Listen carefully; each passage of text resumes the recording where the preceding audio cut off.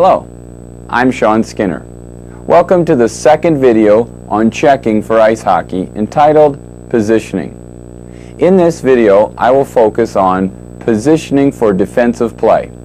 This type of positioning is not where to stand for the position you play, i.e. center, wing, or defense, but rather how every player on defense should stand regardless of your position. It teaches players and coaches how to play in-your-face hockey by maintaining a tight gap that limits the puck carrier's decisions with the puck. This type of pressure by tight gap is very similar to playing a press in basketball, where each player is in tight coverage man-to-man. This video will also look at steering and angling the building blocks to running a trap forecheck. Finally, in this video, we will address the decision-making process of when a player attacks the opponent with pressure or when the player gives up ice and uses more of a contained checking method.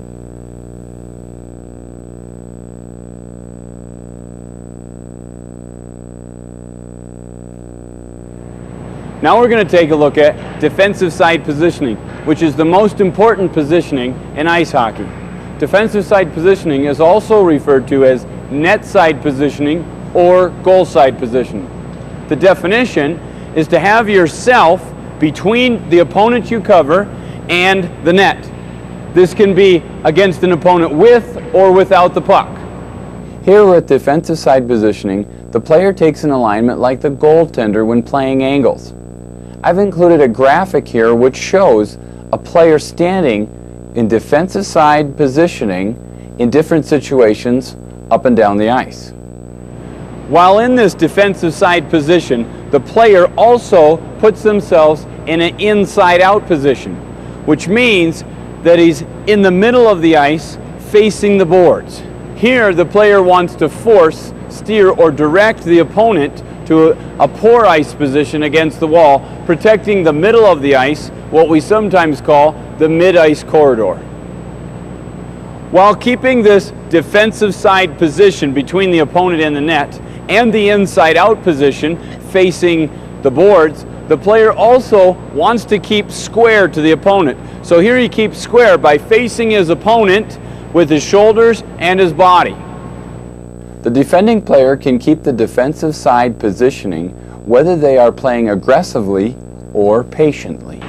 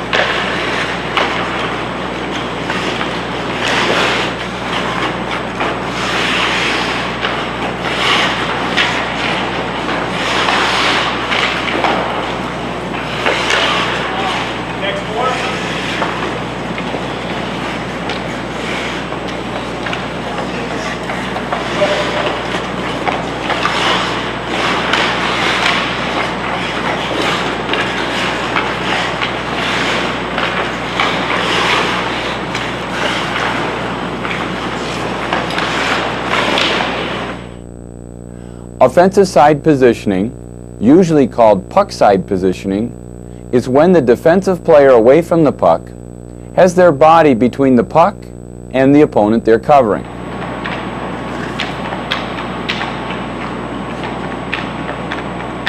Sometimes the player will only have puck side positioning, like back checking, and or late in the game if their team is losing.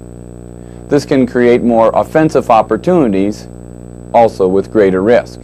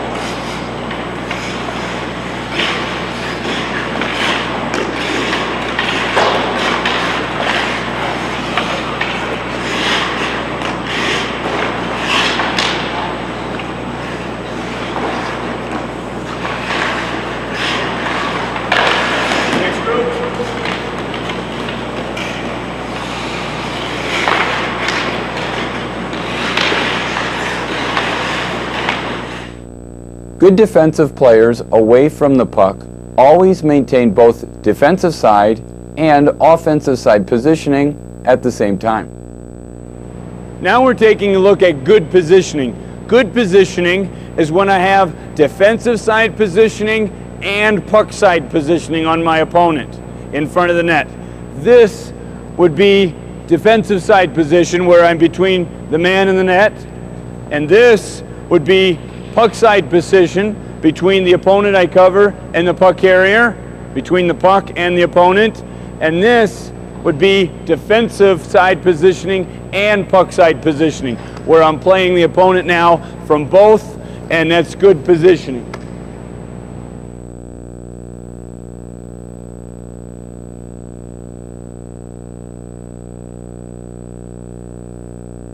Fronting an opponent is puck side positioning. There are certain situations where covering an area in front of the net is more important than covering a specific opponent. Penalty killing is one of these situations.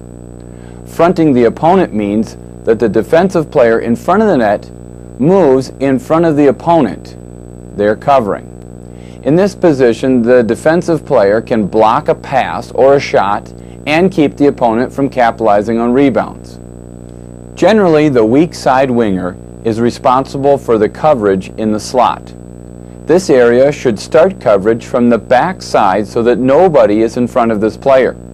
This weak side winger is called the eyes of the defensive team because this player can see if any of the teammates are missing their coverage.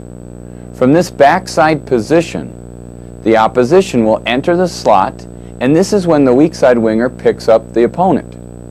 This weak side winger is also doing coverage for an area and is responsible for the opposing weak side point, and must make sure that the opposing weak side point does not sneak into the backside or the backdoor position for a pass.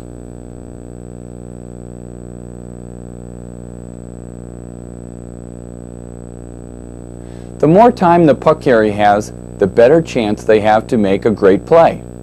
And the more space the puck carrier has, the more freedom they have to move and make a great play. Taking away time and space has to be one of the most important techniques in all sports. By pressuring an opponent and pushing them into smaller spaces, it forces the opponent to make bad decisions.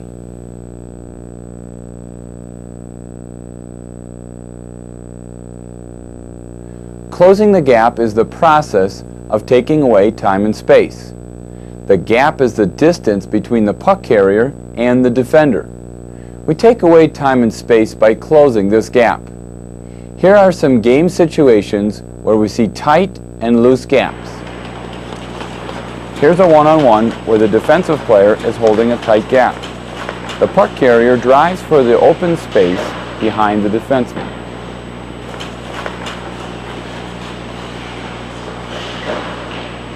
Here's a one-on-one where the defensive player is giving up ice in front and playing a loose gap. Now the puck carrier drives for the open ice in front of the defenseman.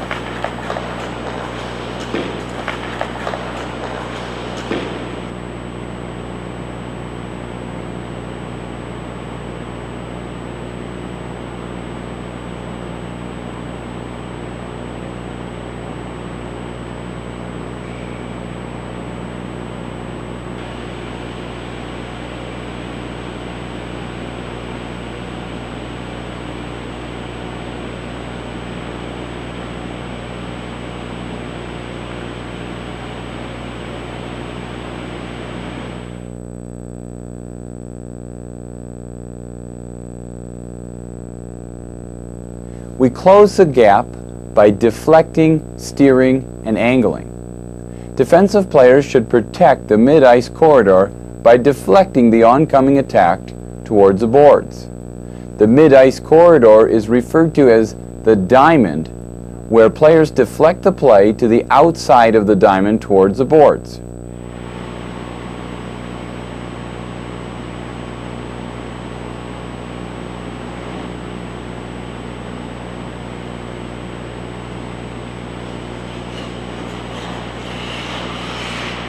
While using the deflecting principle of directing the play towards the boards, the defensive player takes an aggressive approach by steering the puck carrier to the boards. The defensive player steers the puck carrier by approaching on an angle from an inside-out position. The stick position is to be in the passing lane.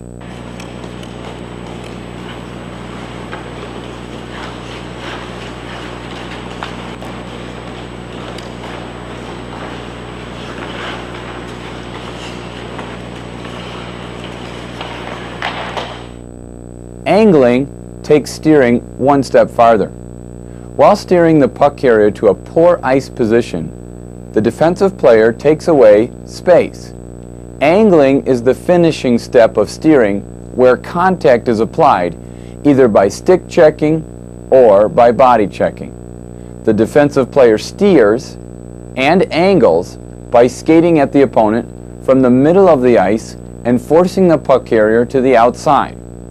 While closing the gap by steering and angling, the defensive player should keep their body square to the puck carrier. The defensive player does not want to turn their back.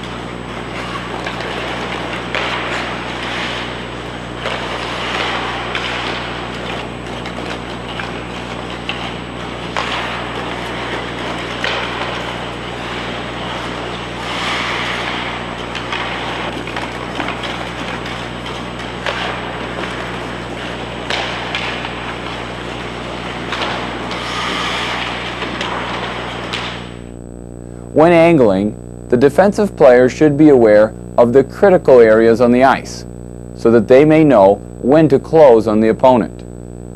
There are 3 different critical areas: space in front of the blue line, forcing a 2-line pass; space in front of the red line, forcing icing; and space just past the far blue line for a delay or the use of trailers.